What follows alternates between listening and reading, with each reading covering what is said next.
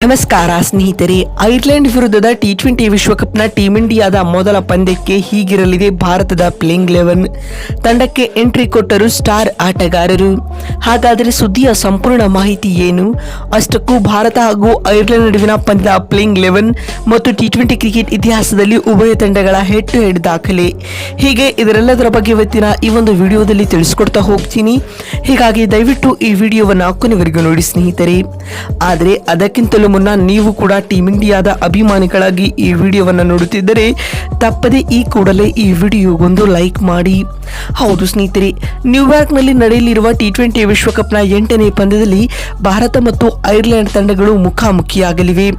ಬುಧವಾರ ಅಂದರೆ ಜೂನ್ 5ರಂದು ನಡೆಯಲಿರುವ ಈ ಪಂದ್ಯದ ಮೂಲಕ ಭಾರತ ತಂಡವು ಟಿ20 ವಿಶ್ವಕಪ್ನ ಅಭಿಯಾನವನ್ನು ಆರಂಭಿಸಲಿದೆ. ಹೀಗಾಗಿ ಮೊದಲ ಪಂದ್ಯಕ್ಕೆ ಬಲಿಷ್ಠ ಪಡೆಯನ್ನೇ ಕಣಕ್ಕಿಳಿಸಲು ಟೀಂ ಇಂಡಿಯಾ ಸನ್ನದ್ಧವಾಗಿದೆ ಸ್ನೇಹಿತರೆ. ಇಲ್ಲಿ ಟೀಂ ಇಂಡಿಯಾ ತಂಡದ ಪರ ಆರಂಭಿಕರಾಗಿ ಕಣಕ್ಕಿಳಿಯುವ ಜೋಡಿ ಯಾರೆಂಬುದು ಕುತೂಹಲ ಮೂಡಿಸಿದೆ. ಏಕೆಂದರೆ ರೋಹಿತ್ ಶರ್ಮಾ, ಯಶಸ್ವಿ ಜೈಸ್ವಾಲ್ ಹಾಗೂ ವಿರಾಟ್ ಕೊಹ್ಲಿ ಆಗಿ ಮೂವರು ಆರಂಭಿಕ ಆಟಗಾರರು ಬಿಸಿಸಿನ ಮುಂದಿದ್ದಾರೆ. ಹೀಗಾಗಿ ಯಾರನ್ನ ಕಣಕ್ಕಿಳಿಸಬೇಕೆಂಬುದು ಬಿಸಿಸಿನ ತಲೆನೋವು ಹೆಚ್ಚಿಸಿದೆ. ಅದರಂತೆ ರೋಹಿತ್ ಹಾಗೂ ವಿರಾಟ್ ಕೊಹ್ಲಿ ಆರಂಭಿಕರಾಗಿ ಕಣಕ್ಕಿಳಿದರೆ ಯಶಸ್ವಿ ಜೈಸ್ವಾಲ್ ಹೊರಬೀಳಬೇಕಾಗುತ್ತದೆ. ಅಲ್ಲದೆ ಕೊಹ್ಲಿಯ ಸ್ಥಾನದಲ್ಲಿ ಆಲ್ರೌಂಡರ್ ಶಿವಮ್ ದುಬೆಗೆ ಚಾನ್ಸ್ ಸಿಗಬಹುದು. ಇನ್ನು ಯಶಸ್ವಿ ಜೈಸ್ವಾಲ್ ಹಾಗೂ ರೋಹಿತ್ ಶರ್ಮಾ ಓಪನರ್ಗಳಾಗಿ ಕಣಕ್ಕಿಳಿದರೆ ವಿರಾಟ್ ಕೊಹ್ಲಿ 3ನೇ ಕ್ರಮಾಂಕದಲ್ಲಿ ಆಡಬಹುದು. ಇನ್ನು 4ನೇ ಕ್ರಮಾಂಕದಲ್ಲಿ ಸೂರ್ಯಕುಮಾರ್ ಯಾದವ್ ಕಣಕ್ಕಿಳಿಯುವುದು ಖಚಿತ. ಹಾಗೆ ವಿಕೆಟ್ ಕೀಪರ್ ಬ್ಯಾಟರ್ ಆಗಿ ರಿಷಬ್ ಪಂತ್ಗೆ ಸ್ಥಾನ ಸಿಗಲಿದೆ. ಇನ್ನು ಆಲ್ರೌಂಡರ್ಗಳಾಗಿ ಹಾರ್ದಿಕ್ ಪಾಂಡ್ಯ, ರವೀಂದ್ರ ಜಡೇಜಾ ಕಣಕ್ಕಿಳಿಯಲಿದ್ದಾರೆ.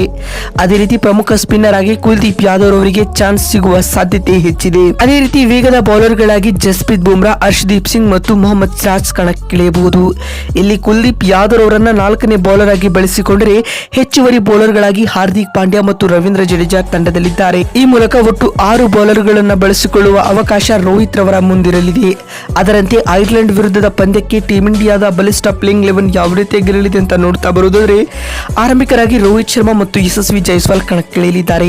3ನೇ ಕ್ರಮಾಂಕದಲ್ಲಿ ವಿರಾಟ್ ಕೊಹ್ಲಿ ಆಡಲಿದ್ದಾರೆ. ಇನ್ನು 4ನೇ ಸ್ಲಾಟ್ನಲ್ಲಿ ಸೂರ್ಯಕುಮಾರ್ ಯಾದವ್ ಕಾಣಿಸಿಕೊಳ್ಳಲಿದ್ದಾರೆ. 5ನೇ ಕ್ರಮಾಂಕದಲ್ಲಿ ರಿಷಬ್ ಪಂತ್ ಕಣಕ್ಕಿಳಿಯಲಿದ್ದಾರೆ. 6ನೇ ಸ್ಥಾನದಲ್ಲಿ ಹಾರ್ದಿಕ್ ಪಾಂಡ್ಯ ಗುರುತಿಸಿಕೊಳ್ಳಲಿದ್ದಾರೆ. 7ನೇ ಕ್ರಮಾಂಕದಲ್ಲಿ ರವೀಂದ್ರ ಜಡೇಜಾರವರಿಗೆ ಅವಕಾಶ ನೀಡಲಾಗಿದೆ.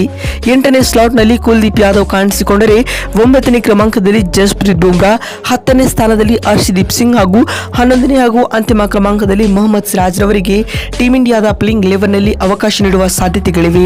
ಇನ್ನು ಟಿ20 ಕ್ರಿಕೆಟ್ ಇತಿಹಾಸದಲ್ಲಿ ಭಾರತ ಹಾಗೂ ಐರ್ಲೆಂಡ್ ತಂಡಗಳ ಹೆಡ್ ಟು ಹೆಡ್ ದಾಖಲೆ ಕಡೆ ಗಮನ ಹರಿಸುವುದಾದರೆ, ಉಭಯ ತಂಡಗಳು ಇಲ್ಲಿವರೆಗೂ ಒಟ್ಟು 7 ಪಂದ್ಯಗಳಲ್ಲಿ ಮುಖಾಮುಖಿಯಾಗಿವೆ. ಈ 7 ಪಂದ್ಯಗಳನ್ನ ಕೂಡ ಟೀಂ ಇಂಡಿಯಾವೇ ಗೆದ್ದುಕೊಳ್ಳುವ ಮೂಲಕ ಹೆಡ್ ಟು ಹೆಡ್ ರೆಕಾರ್ಡ್ಸ್ ನಲ್ಲಿ ತನ್ನ ಡಾಮಿನೆನ್ಸ್ ಅನ್ನ ಮುಂದುವರಿಸಿಕೊಂಡು ಹೋಗ್ತಾ ಇದೆ. ನೋಡಿದ್ರಲ್ಲ ಬಂಧುಗಳೇ, ಭಾರತ ಹಾಗೂ ಐರ್ಲೆಂಡ್ ನಡುವಿನ ಪಂದ್ಯದ ಪ್ಲೇಯಿಂಗ್ 11 ಮತ್ತು ಹೆಡ್ ಟು ಹೆಡ್ ದಾಖಲೆ ಹೇಗಿದೆ ಅಂತ ತಿಳಿಸಿಕೊಡುವ ನಮ್ಮ ಈ ಪ್ರಯತ್ನ ನಿಮಗೆ ಇಷ್ಟವಾಗಿದ್ದಲ್ಲಿ ತಪ್ಪದೆ ಈ ಕೂಡಲೇ ಈ ವಿಡಿಯೋಗೊಂದು ಲೈಕ್ ಮಾಡಿ. ವಿಡಿಯೋವನ್ನು ಇಲ್ಲಿವರೆಗೂ ನೋಡಿದ್ದಕ್ಕಾಗಿ ಧನ್ಯವಾದಗಳು.